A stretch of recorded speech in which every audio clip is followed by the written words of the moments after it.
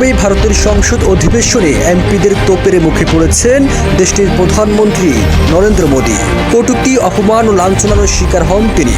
বিরোধী দলের এমপি কল্যাণ বন্দ্যোপাধ্যায় এভাবেই মোদীকে ব্যঙ্গ করে বলেন, স্যার খেলা তো শুরু হয়ে গেছে, অনেক রকমের খেলা আছে স্যার, মাত্র তো শুরু।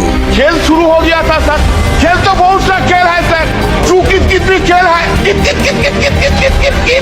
ভারতের এই এমপি নরেন্দ্র মোদীকে কটূক্তি করে বলছেন, আপনি বলেছিলেন 405, তো কত হয়েছে? ধরেন 400-তে 40 হয়েছে, আরো অনেক বাকি আছে। এতে তো আপনি হেরে গেছেন বলেও নরেন্দ্র মোদীকে নিয়ে ট্রল করেন তৃণমূলের এমপি কল্যাণ বন্দ্যোপাধ্যায়। এই সময় সংসদ অধিবেশনে অন্যান্য এমপিরা হাসি ঠাট্টায় মেতে ওঠেন, আর এতে মন খারাপ করে বসে থাকেন নরেন্দ্র মোদী। आपने बोला था ना अब की बार 405 कितना हुआ? 240। वो गेम में भी हारा गया। অপরদিকে তৃণমূল কংগ্রেসের আরেক এমপি অভিনেত্রী সায়নী ঘোষও সংসদ অধিবেশনে মোদীকে কটূক্তি ও ব্যঙ্গ করে তুলোধুনো করেন। তিনি বলেন, জনগণ তাদেরকে ভোটে জয়ী করেছে, তারা দেশের জন্য কাজ করবে, কিন্তু তারা দেশকে আরো ফকির বানিয়েছে। জনগণ ভাবে দেশ আমাদের মা, তার সুরক্ষা করবে সরকার, কিন্তু মোদী সরকার তা করতে। হ্যালো বন্ধুরা, আসসালামু আলাইকুম। আশা করি সবাই ভালো আছেন, আল্লাহ পাকের দয়ায় আমিও ভালো আছি।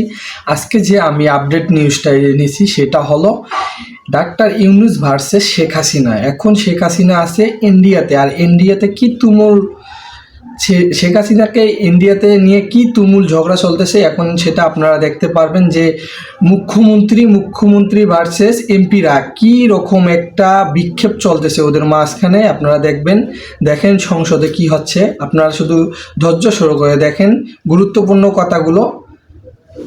যারা এই রায়টা দিলেন তাদের অবস্থাও জামাতের নিজামীর মতো হবে। আমি আজকে বলে দিলাম, আমার নাম করে আমি রেকর্ড করে রাখবো। মানবতাবিরোধী অপরাধের মামলায় ক্ষমতাচ্যুত সাবেক প্রধানমন্ত্রী শেখ হাসিনার মৃত্যুদণ্ডের পর ভারত জুড়ে বিভিন্ন প্রতিক্রিয়া দেখা গেছে। এবার শেখ হাসিনার রায়কে ঘিরে বিস্ফোরক মন্তব্য করলেন পশ্চিমবঙ্গের বিজেপি নেতা শুভেন্দু অধিকারী। তিনি বলেন, পাকিস্তানের নির্দেশেই শেখ হাসিনাকে মৃত্যুদণ্ড দেওয়া হয়েছে। এসব জিনিস অনেক আমরা দেখেছি, এই পাকিস্তানের নির্দেশে এগুলো হয়েছে। সোমবার শুভেন্দু অধিকারী টেলিগ্রাফ ইন্ডিয়ার এক প্রতিবেদনে বলেন, এটা পাকিস্তানের নির্দেশেই করা হয়েছে এবং তা কখনোই কার্যকর হবে না।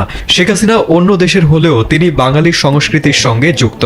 তিনি একজন প্রগতিশীল মুসলমান। শেখ হাসিনা কখনোই চরমপন্থীদের সঙ্গে ছিলেন না। শেখ হাসিনা ওয়াজের উদার চেতা, উনি বাঙালি সংস্কৃতিকে রক্ষা করতেন। এদিকে হাসিনাকে মৃত্যুদণ্ড দেওয়ার পর এ নিয়ে আনুষ্ঠানিক প্রতিক্রিয়া জানিয়েছে তার আশ্রয়দাতা ভারত।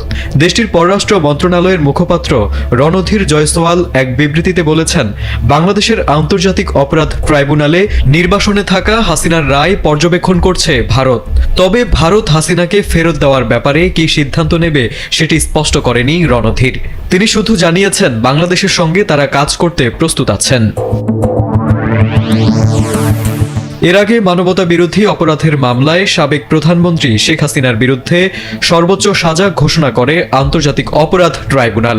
গত বছরের জুলাই আগস্টে গণ অভ্যুত্থানের সময় ছাত্র জনতার উপর সংগঠিত মানবতা বিরোধী অপরাধের মামলায় তার এই সাজা ঘোষণা করা হয়েছে। বিচারপতি মোহাম্মদ গোলাম মর্তুজা মজুমদারের নেতৃত্বাধীন 3 সদস্যের আন্তর্জাতিক অপরাধ ট্রাইব্যুনাল এই রায় ঘোষণা করেছে।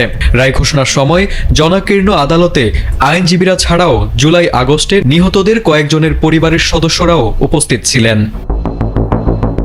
सर, इस देश के लोगों का यही है किस्सा कि जिसको जिताया वो राजा की तरह जाएगा और जिन्होंने जिताया वो फकीर की तरह। ये बोलते हैं कि गाय हमारी माता है पर माँ की रक्षा करना इन्हें नहीं आता है। সংসদে ক্ষুব্ধ হয়ে তিনি আরো বলেন, ছোটবেলায় আমরা শুনেছি রোববার অথবা সোমবার শিশুরা ডিম খাবে, কিন্তু ভারতের কোনো শিশুর ভাগ্যে 1 মাসেও একটা ডিম জুটে না। অর্থনৈতিকভাবে ভারত এতটাই ভেঙে পড়েছে, ব্যবসায়ীরা ক্ষতিগ্রস্ত হতে হতে রাস্তায় শুয়ে পড়েছে, কিন্তু সেদিকে মোদী সরকারের কোনো কর্ণপাত নেই। सर, बचपन से हम सुनते आए थे कि संडे हो या मंडे रोज खाओ अंडे, और अंडे का फंडा यही है सर कि भारत के बच्चों के किस्मत में महीने में एक अंडा नहीं मिलता। শাইনি ঘোষ আরো বলেন, এই তো ট্রেলার হে, আবি তো পিকচার বাকি হে। সাধারণ কৃষকের পণ্য বিক্রিতে 5 থেকে 12% কর দিয়ে বিক্রি করতে হয়, কিন্তু ধনীরা কর ছাড়া পণ্য বিক্রি করতে পারে, তাদেরকে সরকার চোখে দেখে না। মোদী সরকারের এমন বৈষম্য সামনে তুলে ধরেন শাইনি ঘোষ। अभी तो शुरुआत है, ये तो ट्रेलर है, पिक्चर बाकी है। आम आदमी के दूध, छाछ, लस्सी, दही, पनीर पर 5% की जीएसटी, क्रीम, कंडेंस्ड मिल्क, मक्खन, घी पर 12% की जीएसटी और अमीरों के हीरो पर सिर्फ 1.5% की जीएसटी। सरकार, बंगाली में हम एक बात बोलते हैं कि समय गेले साधन होबे ना। इसका मतलब यही है कि अगर समय चला गया तो साधना नहीं होगी, कि इस बार जो आप चले गए तो दोबारा लौटने की संभावना नहीं होगी। সংসদে প্রশ্ন রেখে শাইনি ঘোষ বলেন, বিগত 10 বছরে বিজেপি সরকার দেশের জন্য কি কি করতে পেরেছে আর কি কি করতে পারেনি তার তালিকা জনগণের সামনে প্রকাশ করুক। 2014 সালে একজন কৃষক ভেবেছিল মোদি আছে তো সকল সমস্যার সমাধান হবে, কিন্তু 10 বছর পর সে বুঝে গেছে মোদি আছে তো দেশ ফকির হয়ে গেছে। কৃষক বাঁচবে কিনা সেদিকে মোদির ভাবনা নেই। 2014 में जो किसान मोदी है तो मुमकिन है सोच के और अच्छे दिन के ख्वाब देख के बीजेपी को वोट दे रहा था, आज 10 साल बाद वो बोलता है कि मोदी है तो नामुमकिन है। সো বন্ধুরা, আপনারা ইতিমধ্যেই দেখতে পাচ্ছেন যে ডক্টর ইউনূস কিভাবে শেখ হাসিনাকে ভারত থেকে টেনে হিসড়ে নিয়ে আসার পরিকল্পনা করতেছে।